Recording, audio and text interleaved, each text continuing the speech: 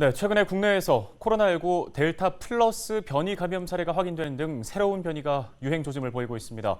기존 바이러스보다 전파력이 강한 델타형 변이가 4차 대유행을 주도하는 가운데 델타 플러스가 새로운 변수가 될지 전문가 통해 자세히 들어보겠습니다. 네, 가천대 길병원 예방의학과의 정재훈 교수를 연결해 보겠습니다. 교수님 안녕하십니까? 네, 안녕하세요. 국내 첫 델타 플러스 감염 확진자는 외국에 다녀온 적이 없는데 지금 감염됐습니다. 자, 이미 델타 플러스 감염이 어느 정도 확산돼 있을 가능성 배제할 수 없는 건가요? 델타 플러스 변이라고 하는 것은 국내에서 발생했을 가능성보다는 해외에서 유입됐을 가능성이 더 높다고 보고요. 우리가 숨겨진 전파 고리를 완전히 다 찾을 수 없고 역학조사를 완전히 수행하기가 어렵기 때문에 그 고리가 드러나지 않았을 가능성이 높다고 생각합니다. 그리고 대부분의 변이 바이러스 같은 경우에는 우리나라의 유행 수준이 높지 않기 때문에 국내에서 발생했다기보다는 해외 유입 사례가 존재한다고 봐야겠죠. 네, 확산 추이를 좀 눈여겨봐야 할 것 같은데요. 델타 플러스 변이 바이러스가 기존의 델타 변이와 비교했을 때 어떤 차이점이 있습니까? 델타 플러스 변이라고 해서 우리가 더 특별하게 볼 이유는 없고요.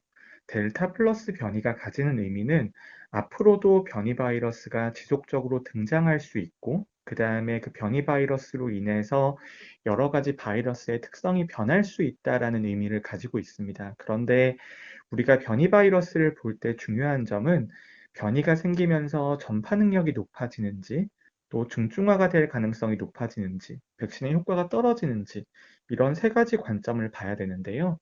이 세 가지를 평가하기에는 아직까지는 자료가 부족한 상황이고요.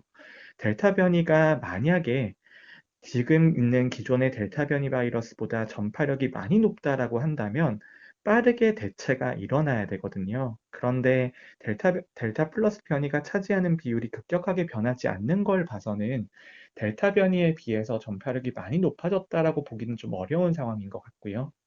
백신의 효과나 중환자의 비율에 대해서는 아직까지 추가적인 연구가 필요한 상태입니다. 이 국내 델타 플러스 확진자가 아스트라제네카 접종 후에 돌파 감염된 것으로 알려져 있는데요. 델타 플러스 변이에 대한 백신 효과는 조금 더 지켜봐야 하는 겁니까? 백신의 효과는 두 가지이고요. 하나는 감염을 막아주는 효과이고, 나머지 하나는 중환자와 사망자가 되는 것을 막아주는 효과인데, 아무래도 아스트라제네카 백신 같은 경우에는 델타 변이에 대해서 감염 예방의 효과는 조금 떨어지는 것으로 나와 있습니다. 그렇기 때문에 돌파 감염의 비율이 늘어날 수 있고요.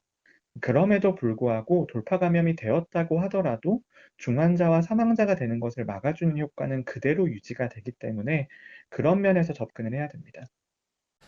네, 변이에 변이까지 나오면서 시민들의 불안감은 좀 떨쳐내기가 어려울 것 같습니다. 앞서 잠시 말씀해 주셨지만 계속해서 더 위협적인 변이 바이러스가 나올 가능성도 있을 거라고 보십니까? 변이는 바이러스 생존의 무기이고요. 앞으로도 코로나 바이러스의 변이는 계속될 겁니다. 그런데 변이가 지속이 되면서 전파력도 높아질 수 있고, 그리고 백신의 효과도 떨어질 수 있는데요. 그럼에도 불구하고 백신이 사망자와 중환자를 막아주는 효과는 그대로 유지가 되기 때문에 아직까지도 백신이 가장 효과적인 수단이라고 볼 수 있습니다. 네, 변이 바이러스 관련 도움 말씀은 여기까지 듣겠습니다. 가천대 길병원 예방의학과 정재훈 교수였습니다. 고맙습니다.